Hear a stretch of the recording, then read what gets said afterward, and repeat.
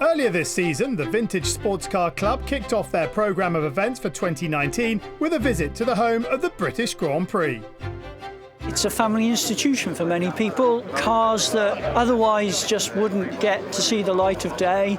Many of them would be in museums. The VSCC give them a home. They get to come out and play. When you walk along, take all the photographs, it's a great view. All these old classic cars, it's wonderful. Yeah. No, it's terrific. The smell, the noise, the tyre squealing. It's fantastic. I mean, what an atmosphere. Hundreds of vintage cars joined the VSCC for their spring start. The club runs up to 50 events annually, from trials and rallies to hill climbs and track meetings. Silverstone is traditionally the first date on the calendar.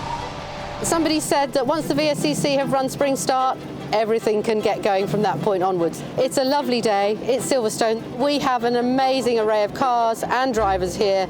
The racing's going to be spectacular. We've got everything from Austin Sevens racing right through to 8 ERAs, and of course we have the huge Benjafields centenary race. With the first Le Mans start since 1962, it's going to be spectacular. While the Bentley boys provided a spectacular additional focus to the spring start, all the members had arrived with special machinery. I bought this, Elvis, because it is so quirky, being a front-wheel drive and the very first front-wheel drive production car. It's quite interesting to drive, totally different from a normal car. I said to the last owner, what do you have to do? And he said, never take your foot off the accelerator. And he's absolutely right, you just keep your foot planted to the floor. We used to come to Silverstone every year and picnic and watch the racing, and I got really excited by that. Then I bought my own racing car. It's a very unique thing to be able to take a 1929 car and keep it racing, and they are very quick cars, it's surprising. I'm sitting in the MG Bellevue Special, and it was built for the Empire Trophy in 1937 at Donington. I acquired it with a client 5 years ago and have been racing it and enjoying it ever since. It's just a really unique piece and draws the crowds every time it's out. I'm actually driving a Riley Brooklands, which has been in the family now for around 20 plus years. I remember being at Silverstone, walking along with my granddad. It would take us 2 hours to walk the paddock because he knew everyone and you chat to everyone, and it's a very, very social club. Recently, Grandad's entrusted me with his pride and joy, and he's let me race now for about 7 to 8 years. The highlight for the club was the unusual sight of 8 ERAs together on one track. Built by English racing automobiles between 1934 and 52, they were the equivalent of F2 machinery and were the first English Grand Prix racers.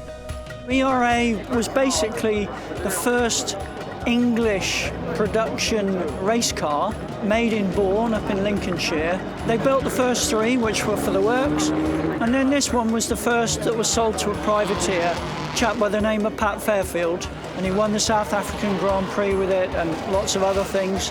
The beauty of ERAs is that they're so well known and so well loved that they have been in constant use, most of them, for the whole of their life. The racing itself was surprisingly energetic, with most owners enjoying the struggle for grip and racing position on Silverstone's national circuit.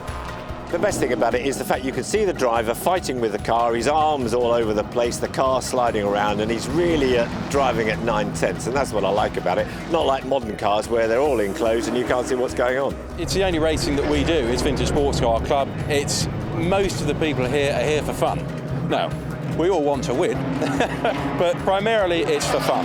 And when you're driving old cars like this, part of the enjoyment is actually having the piece of engineering and car on the track. And it's seeing, your MG, will it beat the Rileys, will it beat the Fraser Nashes? It's terrific. Most of us race them as if we stole them. They were built to race. I think most people are running them as fast as they ran in period, if not faster, and that's part of the pleasure of it. How amazing to see these things. Normally you see them in a museum, to see them out there, sliding around, making lots of noise, making a lovely smell. Just what more could you ask for?